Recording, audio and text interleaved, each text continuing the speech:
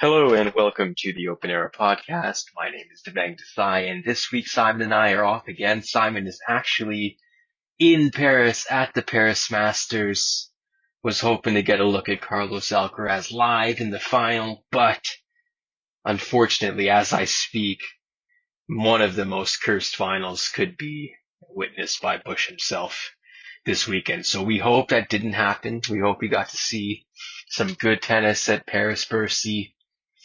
But in the meantime, we're going to look back at an episode we did last year when we were both in person in Toronto when Simon was in town, and we talked about both the ATP and WTA after the events in Canada, and also just got a chance to catch up, which is always fun to do with Bush. So enjoy this episode, but we'll have a new one next week, and we'll talk to Simon about his experience watching tennis live at the Paris Masters. So enjoy it this week, and we'll talk to you soon. Thanks for listening to Open Era.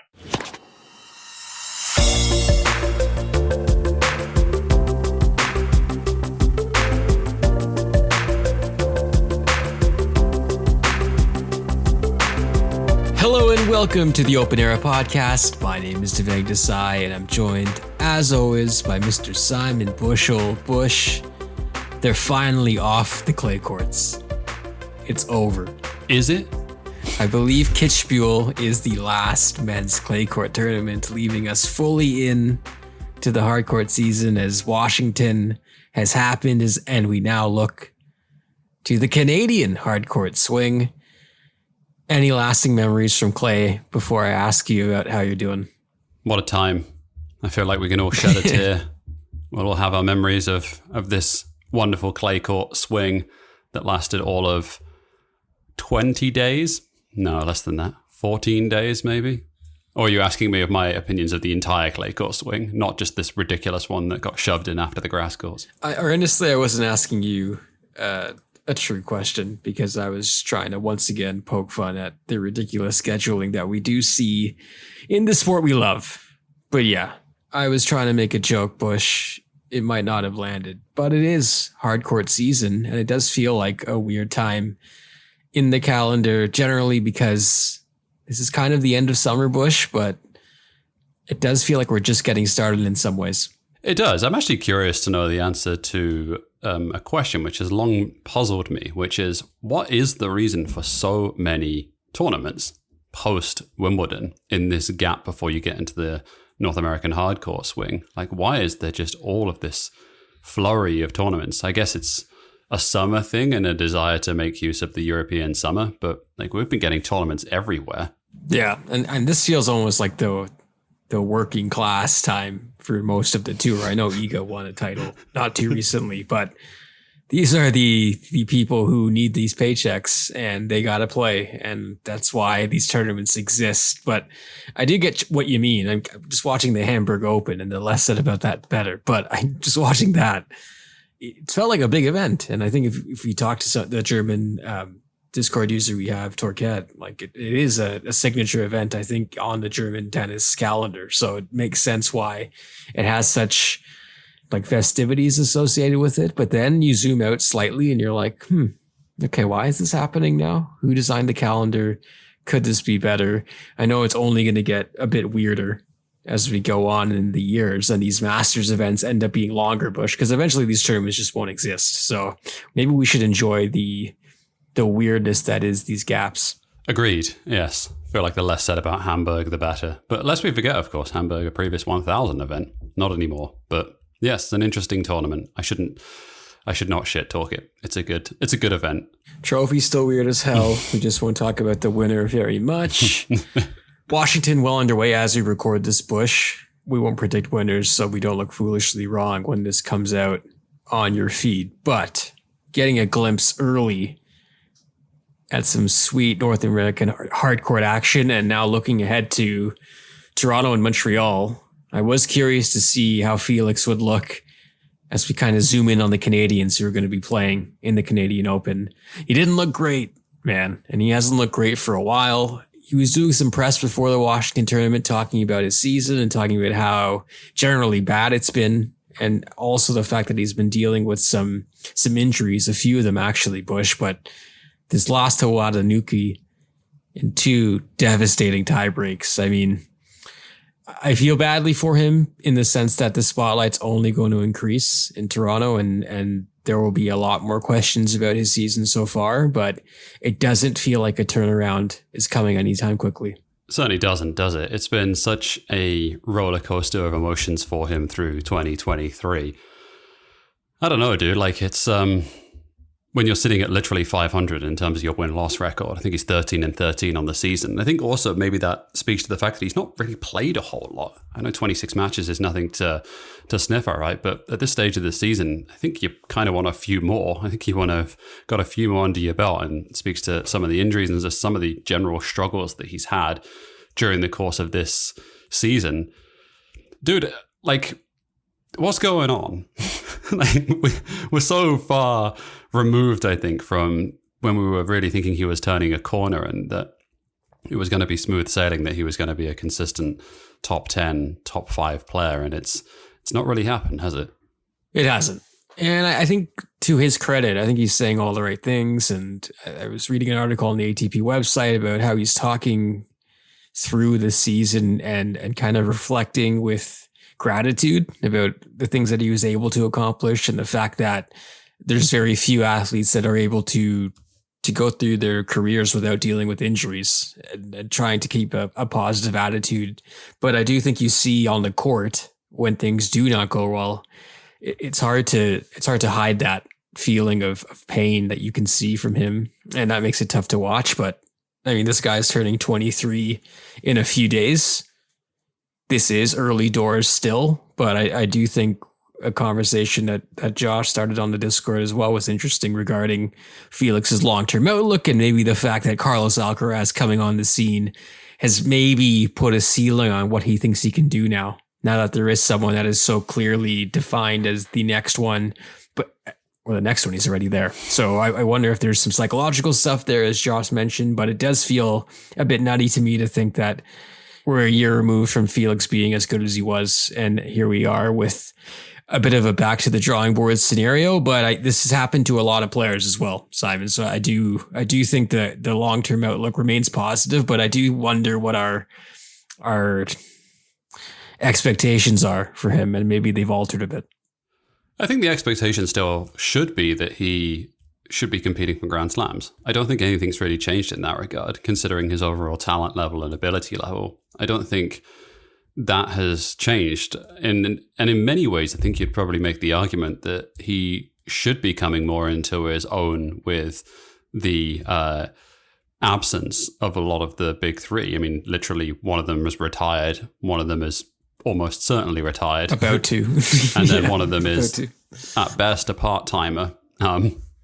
At worst, a full part-timer. So there's that side of things. I think there's also a side of it, which is that I remember listening to an interview that Felix Auger-Aliassime was saying, and almost saying that he's not really had to deal with a whole lot of injuries during his career, and trying to battle against adversity for the really first time, and trying to get a sense of how to overcome this and how to deal with being off the court and not playing as many matches as possible. I think that's a side of the sport that we don't talk about enough, which is the resilience it takes and the drive to continue to come back from these things.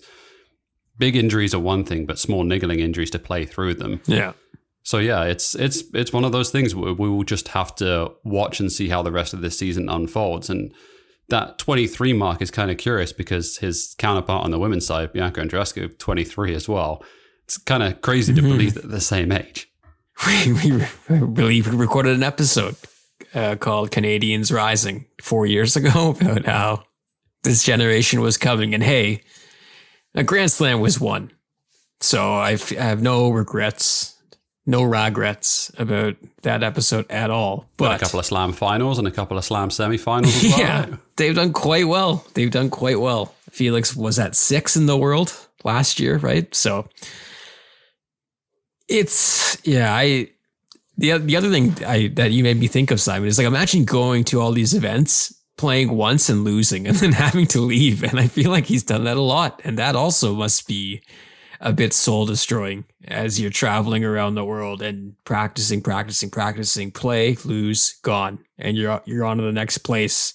I wonder what that's like. It cannot be easy at all. I wanted to talk about Chapo as well, Bush, because he will not be playing in Toronto. You mentioned in our Wimbledon recap his knee injury and how he didn't seem optimistic about it, and it looks like you were correct because he will be out for at least the National Bank Open.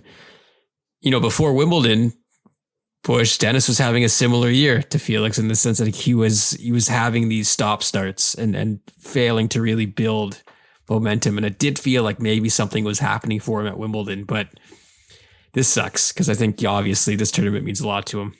It does. He can take some solace in the fact that he did get engaged during the last 2 weeks, though. So that side of things is not all bad. Probably pretty good. He's feeling pretty good about life in general. Or at least I hope he is. Jesus, gotta hope so. Who knows what social media actually means, and it's all probably lies. But his Instagram seems generally okay. I don't know. What to read into Instagram? 3%. What do you think? Exactly, something around that. 3%.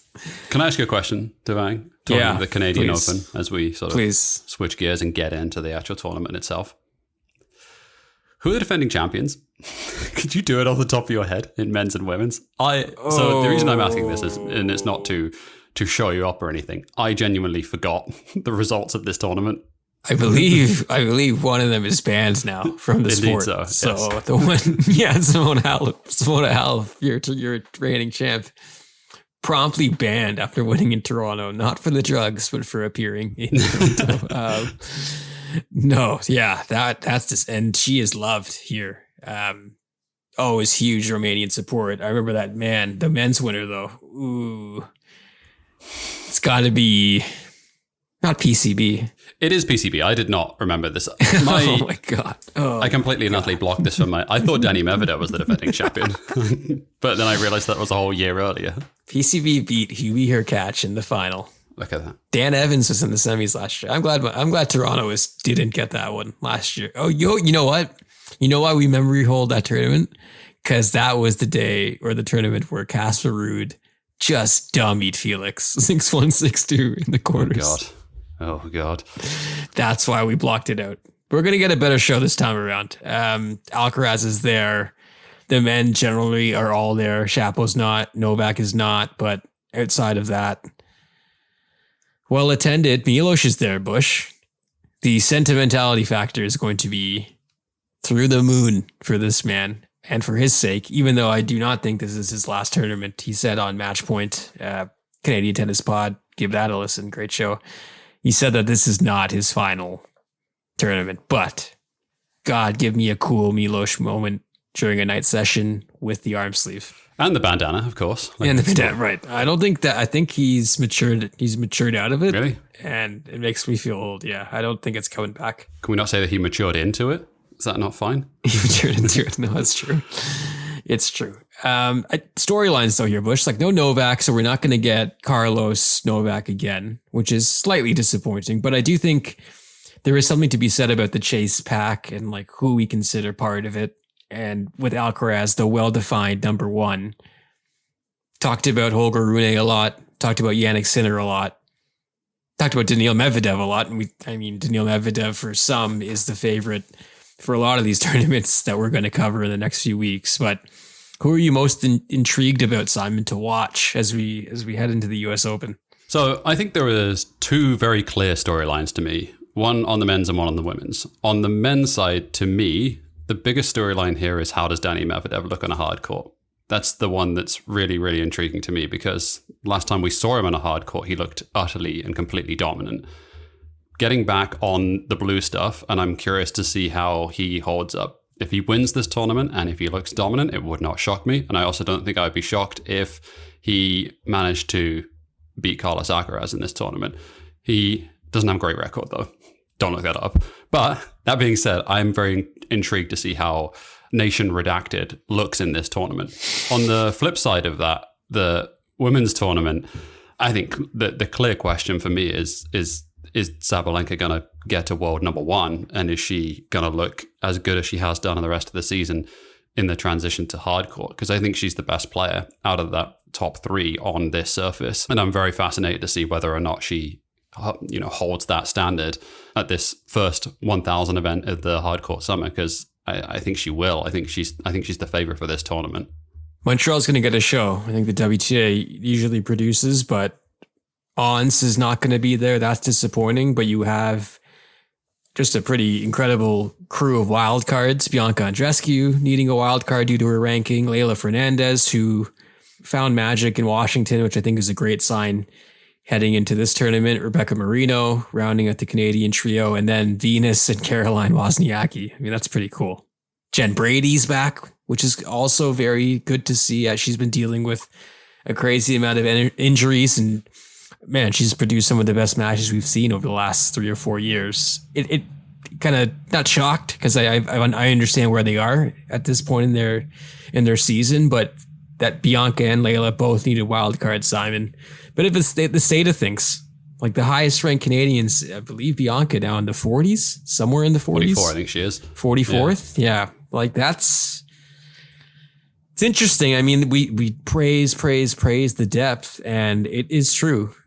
There's nothing false about that, but it also means it is tough sledding for these players to get into these draws without needing wild cards or to qualify. Is it really depth when you've had 3 women basically dominate the year so far? Or is that a different story? Yeah.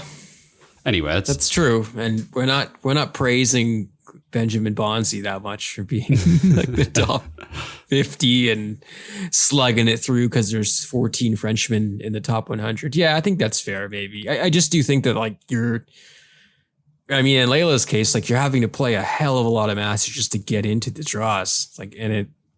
Perhaps for her, this is a good thing because of the struggle she's had, right, with consistency. But she played the qualies that in Washington trounced Katie Boulter, which was awesome. And again, an excellent sign. So maybe it's a good thing that she has to play more matches considering where her ranking is at. But I just find it's so hard to establish yourself once you've fallen once. And I don't mean to say that Leylah is like fallen from grace, but she's had a dip, like a visible dip, a bit of a different dip than Bianca's had. And I think it's going to be fascinating to see how she can respond from that.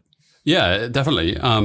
Some slander towards Katie Boulter there, by the way. You're talking to a British Canadian here, so I know. You can't fully go in that direction. Pointed slander. Just to kind of finish off on the Andreescu point, because she was she's doing press around a lot of the stuff going into Montreal and national broadcaster.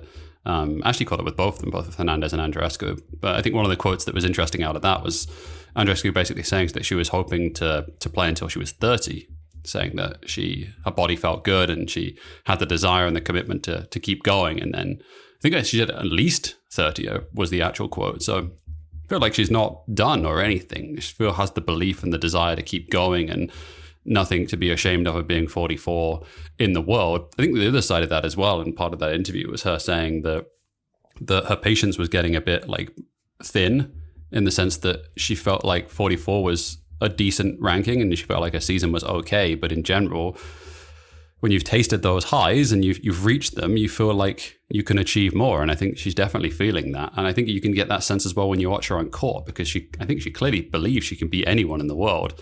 Although, yeah, we'll wait and see on that front. I think this actually could be an interesting tournament to her. You could definitely see a scenario where she gets bounced round one and doesn't look very good. And you could also see a scenario where she actually does run deep and uses the crowd and uses this as a bit of a revitalization of her season, because she's clearly capable.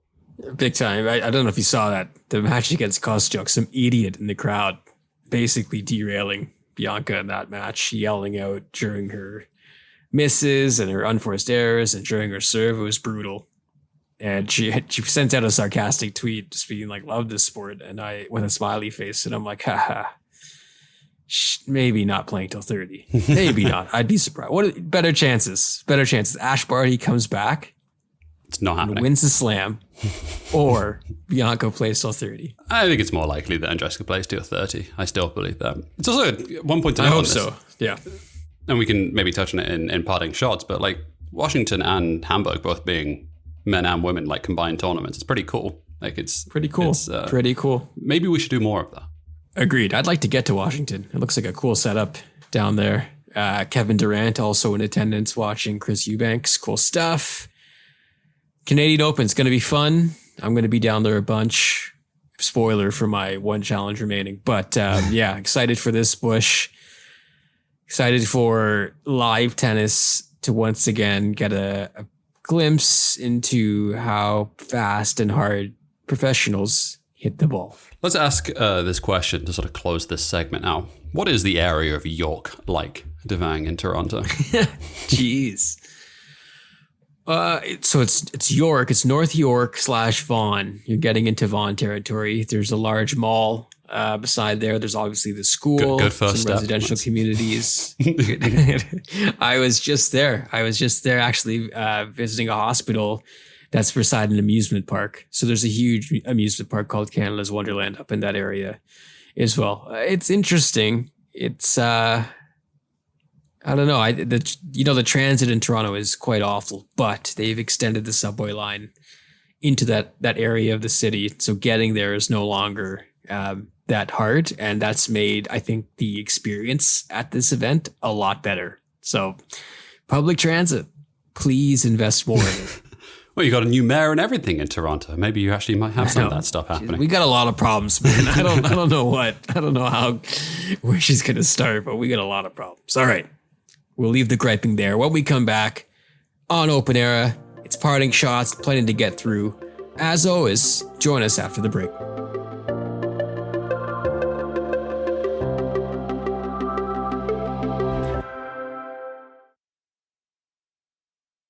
Welcome back to the Open Air Podcast. It's time for parting shots. Devang, and we are back exactly where we wanted to be. The UTS, baby. It was back. We may have taken a week off, but it returned. Did you see any of this? Without you, I would have no idea the UTS is back. I love how anytime I hear about this, it's from you, and it warms my heart. But also, actually, the only thing I saw was a quote from Mortagalu saying the crowd is the third player in UTS, which I laughed at. But did Taylor Fritz win this? Is that what happened? No, he absolutely did not win this. Wu Yingbing won this tournament. Woo, that's right. Okay. Are you fully bought in on this design now, UTS Los Angeles? Well, I think one of the things that stuck out to me is the fact that there's actually two of these events happening this year. There's this first one in LA, and there's a second one. I think it's in Europe, isn't it? Or something like that. I can't remember. That's how little I know about this event. I don't know about this whole thing. I'm just gonna call it what it is. I think this is a bit of a shit show. Although one of the best things about this whole event was the nickname for Alexander Bublik. Did you see what his nickname was? What his introduction was? Because you got this general like rubbish stuff. So Benoit Paire is the rebel. Yeah, the Great Wall. Wu is who's the genius who came up with Wu's God, Bublik. I can only imagine. No, what is it? Bublik enemy. Oh, Bublik, okay. They called Ben Shelton the Mountain? What? I don't know. Public Enemy #1 is really quite good. That is good. Listen, that is good. And I give them full praise. All of this being said, the UTS in its entirety should only exist if all of these players had puns as their introduction. That's the only way that they should be allowed to carry on in this tournament. Yeah, I feel like this is right up our alley, though. These horrible nicknames is something that we could support. And I will, you know what? Mark this down, dear listener. I'm going to praise Patrick Mortagalu for a second. But when he came up with this was like peak pandemic, right? Like things were looking real bad. And we desperately needed some zany tennis. And he provided it to us with that Yu-Gi-Oh-esque tennis game. So I think one of the selling points for the UTS is it's almost TikTok-ification / it's very grammable in the sense that you have these points which have like, you know, dramatic things that could happen on them. So there's something that's slightly outside of the norm. So you have like your trap card or something being played and your point system and all that kind of stuff. So I did take to the UTS's TikTok feed to see how it was going to go during the course of the week. I thought it was kind of shit. I would like to give you better information, and I would like to, you know, have a a stronger point on this, but like overall, it did nothing for me, and it kind of feels like this is not working. I mean, it's not working for me. I think it's more accurate here. In the pickleball wars, you gotta support your allies, and even though this is a weird amalgamation of tennis, I feel like this is a net positive. The quarters are weird. The quarters are strange. I don't necessarily think all of the tweaks are good, but it's not the worst thing I've seen. I should have taken this photo. I'm sad that I missed it because I was down at a tennis court in Vancouver, which, you know, think about the demographic of people that are playing tennis in Vancouver. It is of an older crowd, I will say. And on a homemade sign, I'm so sad that I didn't take a photo of this. It said on like it's just a white A4 piece of paper with like almost Comic Sans level of black font on it. No to pickleball. No to boomer ball. How did you not take a photo of that? It feels like the only reason they made cameras on phones. It's such good fodder for our Discord server, and I missed out on the opportunity to grab it. Oh, dear. Anyway, I thought it was very funny. I enjoyed it. Great stuff. It's funny. I started lambasting UTS and you for bringing it up, and now I'm saying it's the last thing standing between us and pickleball. Yeah, don't flatten that. We don't want anything to do with pickleball. Anyway, whatever. Let's move on slightly. The Warsaw Open happened during the course of the week. You mentioned it in segment 1. Iga Swiatek won this tournament. It was a home tournament. She managed to fit in another bagel. So anyone who's keeping track of this, it's starting to get up there. She's very, very... She's flirting with it. It has to be said, Dev. She's going to get very close to this record by the end of the season. It was cool to see her win this tournament, and I think it cements her place at the top of the rankings, and also I think it also reminds us of just how good she is coming out of the grass court season. I think struggling a little bit, right? I think looking more human than we expected her to. And then, did you see this comment about her hat?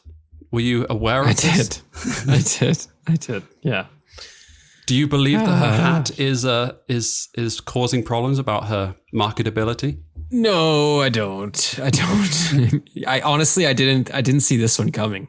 In the grab bag of Iga things that Iga's not good for, or like the Iga hater Dorito bowl, I didn't expect this chip to come out, but I don't think it's good.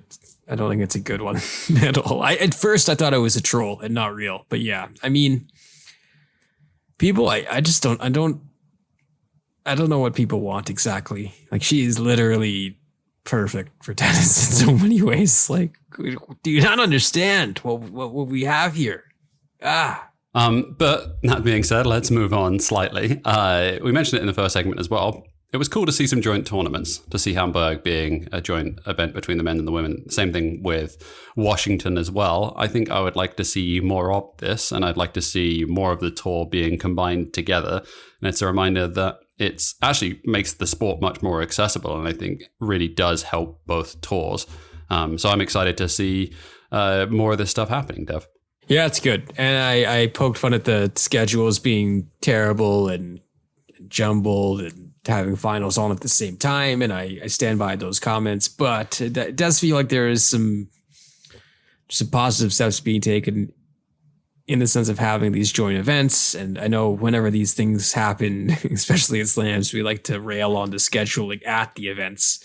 I think that's the next step here. Like, if we're going to have these joint events, then it's imperative that we schedule the show courts accordingly and give people what they want to see, not what you think they want to see. And that to me is the organizer's goal, or it should be. So as we transition to the block of the show that I think comes up certainly once a week, it's to do with handshakes, and it's to do with Russia's invasion of Ukraine. Mira Andreeva was caught in the headlines during the course of the week, liking posts both on Instagram and Twitter in regards to seemingly pro Russian accounts. I told you it was 3% real, though. Simon, is this? Oh, that's so we're saying it's 97. She's 16 years old, liking posts on Instagram, and this is the... Okay. Yeah. That's bad. That's bad. I feel like not to slaughter the poor girl here, we've all made questionable decisions when we were 16. I don't think, and I think one of the things that I've seen pointed out on this one, which is that she's lived long enough in another country to know that this is probably not a viable thing to do, and not really the correct thing to be doing here at all. You know, still 16, but not a great look. In fact, a pretty shitty look across the board. That combined together with handshake gate making its way into fencing. Did you see this during the course of the last 2 weeks as well? Did, yeah. I did. I don't know. I know little about fencing other than this person received a black card. Is that right? Is that that's like verge into territory that I don't know anything about? Sounds very fencing. Yeah. I'm not well versed in fencing rules, but that sounds about right. Is that correct? I just made a huge faux pas. No, a black card. That's right. I am correct. I've seen enough of the things at the Olympics and I've seen enough Eurosport in my life that I know what I'm talking about here. Obviously, we've been dealing with it on our own sport, but it was kind of interesting to see the fallout and see some very high profile press covering this as an event. And of course, it did lead to questions about the WTA and protection about like how they were going to monitor this and how they were going to, whether they were going to put any legislation in place. It turns out they didn't during the course of this week. And it leaves us in a really weird position, I think, going into the hardcourt swing, Dev. Yeah, I was also reading she might be switching to French citizenship and just trying to follow the Gracheva model, basically. Which Andreeva? Yeah, apparently. Really interesting. The reporting on this is super sketch, but apparently she's also going to be in Breakpoint season 2. So are we going to have to like do a mea culpa? Are we going to have to come back on this podcast in like 2 weeks' time and check our facts against this? It's possible. It's possible. I mean, again, I'm disputing my own sourcing here, but if you trust tennisworldusa.org, then it's possible that your Andreeva is attempting a switch of nationality, which wouldn't be the first player from Russia to do that, right? I think we've seen it quite a few times. So indeed so. Let's transition away from, a pretty awful story and a pretty awful event, a world event that continues to happen, and talk about something a little happier. Carlos Alcaraz's new haircut, Devang. Did you see the fade? The beautiful fade. It's a champion's fade. It was a champion's fade. I thought he looked fantastic. Genuinely stunned to see him at the Hopman Cup after he won Wimbledon. I was like, what are you doing there? What's going on, man? Why? But it's great. I mean, this guy, what can you say? I was also reading Andy Murray talking about filming the Wimbledon final. Did he mean like he was filming it on his own device, which I believe is not within the rules of what's that thing they show after every sporting event? Express written consent. Did he have that? Is my question. Still imagine him filming with a handheld camera a la Shaquille O'Neal. Like a all-star game style. That would be cool. That would have been awesome. But I thought that was funny, or not funny, but pretty cool to see Andy Murray talking about picking up stuff from Charlie's game, because I mean, it doesn't matter how old you are. And apparently this family has got some otherworldly tennis genes, because there's another one coming. That lovable scamp that we saw in the players box for Carlos. Yeah, it turns out Jaime Alcaraz is really, really good as well. And shockingly enough, he also might be a very, very good player. He won a tournament at the Rafa Academy, I believe. I think he follows in the footsteps of his brother, who also won this same tournament. I must admit, I don't know. I've not heard a huge amount of buzz about Jaime Alcaraz in terms of digging into it. But following this win, I'm kind of curious to dig in to see what the potential is behind him. I would be shocked if he's not going to be really good, though. Like, to at least have this pedigree, obviously in relation to his brother, but also winning this tournament. It's no joke that these kids at this age are able to win at this level. Like, it's usually a pretty good sign. Super rare, though, for both brothers to be good, right? Like Novak's brother, Stefanos's brother. Mm-hmm. Trying to think of other like top guys you've had. I mean, Andy Murray's brother's excellent, but more in the doubles sphere. Yeah, I mean, we have some. Who knows? I guess Lows are pretty good together. The true. They're the Emmers, pretty good. So like, there's definitely precedent for this happening. Bob and Mike Bryan, of course. He's 12 then, or 11? Oh God, Yeah, I think he's turning 12 this year. Jeez, always. Let's see. Yeah, let's see where it goes. I mean, you were on the nose, or pretty damn accurate, predicting Carlos Alcaraz was going to be great. So I'll wait for you to give the final seal of approval on Jaime. Absolutely no one should be waiting for that. Do not bet your house. Do not. Do not. Absolutely do not do this. Let's transition from the younger end of the spectrum of Jaime Alcaraz into the older end of the spectrum of the tour. And Stanislav Wawrinka made it to the final in Umag, lost. Devastating loss. Devastating. Absolutely devastating. I heard a phrase. I've been listening to a lot of wrestling recently, and Jim Ross, back in the day when commentating on Attitude, WWF Attitude era, referred to a wrestler as tough as week old bread. And I think that is a perfect description of Stanislav Wawrinka. So it was good to see a bit of emotion in him, because when you think about him, you don't tend to think of tears. You tend to think of someone who is stony faced with a finger pointing to his temple, playing like the greatest player of all time. That's wonderful. You're listening to wrestling? You're not even watching it? Or think of the retrospectives that we do, or think of the Sport Chronicle. Yeah. I'm listening to a wrestling version of that. I'd like those. Perfect. Okay. I might ask what that is, because I love that. Okay. That's great. I was crying on court watching that. Stan had it. He had a lot of chances in that third set as well. Popperin made a speech that made me quite sad. So he's just basically saying, I was cheering for you the whole time growing up in all those finals against all those giants. It was always Stan, and I thought that was very sweet. It's been a while since Stan won a title, though. We were talking about this. For all we've said about Andy being like, when's he going to hang it up? Or like, why is he still doing this? He's won a few titles recently. I think for Stan, obviously the passion remains and he's making finals, but it would have been wonderful to see him get a title. Alas, we move forward. It's true.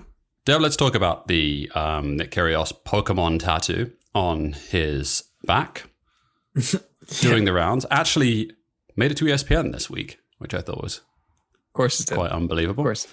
The one thing that I saw about this and being commented on, which I thought was slightly unfair, was the fact that Mewtwo had penises for fingers. Did you see this floating around in terms of some of the things that were being mentioned about it? Oh my God. Oh my God. No. I was going to say, if I didn't know whose back it was, I'm like, wow, that's pretty. This guy really likes Pokemon. But now that more information is coming out, I'm shocked and appalled. Didn't know he was such a big Pokemon Unite head, like Stan. I didn't know he was that into the whole thing. But, fair play. Fair play. Pokemon accepts people from all over the place, all over the political spectrum. Kyrgios is 28. Yeah, I think he probably falls into that age group. Because I remember, like, if you're like 28 to 34, 35, Pokemon was pretty huge. So it makes sense, I guess, in some respect. Who was your favorite Pokemon from the original 151, Devang? Oh, I was a big Charmander guy. And you had to love the Squirtle gang for their hijinks and their sunglasses. Unbelievable. But that one Squirtle with those, not the round sunglasses. Those Brett the Hitman Hartman. Yeah, the designer shits. But I mean, put me down for a Hypno, maybe. Hypno? Christ. Fully off the board. Yeah. Yeah. Put me down for one Hypno, please. Oh dear. I feel like at some point, it's like an article that you might see on the worst of the internet, where it's like, which Pokemon is this top 10 tennis player? We have to do that at some point. Oh, that's happening. Okay. Has to.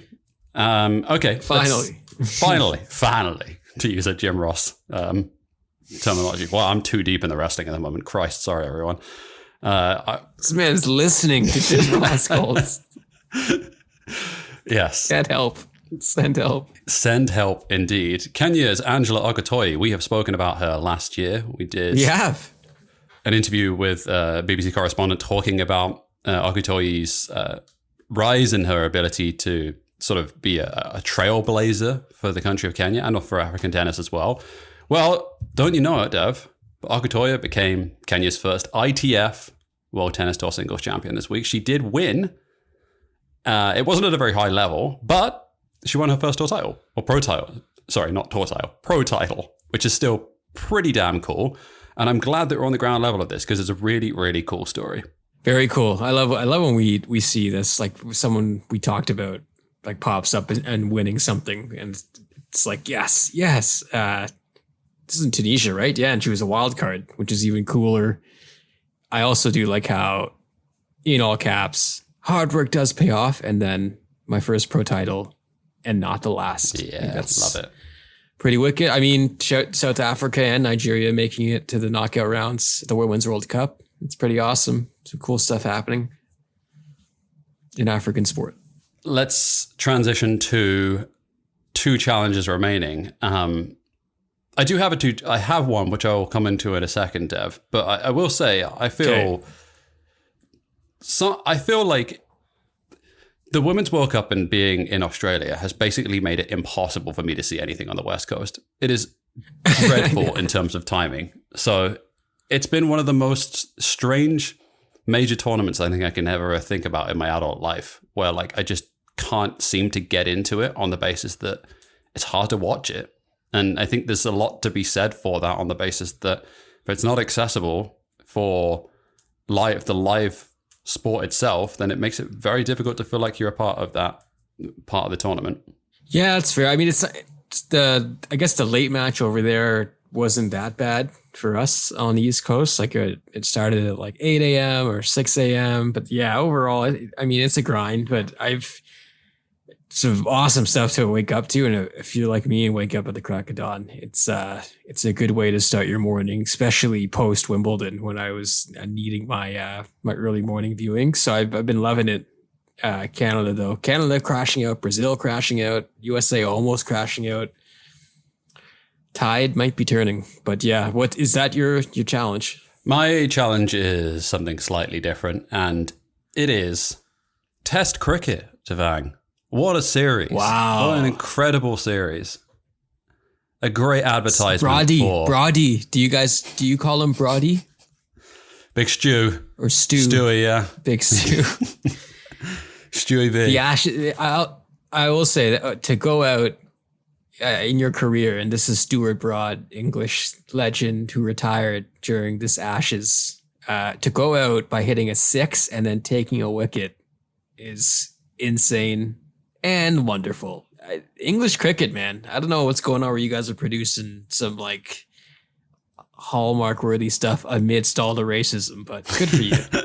Yeah. English cricket doing well in some regards.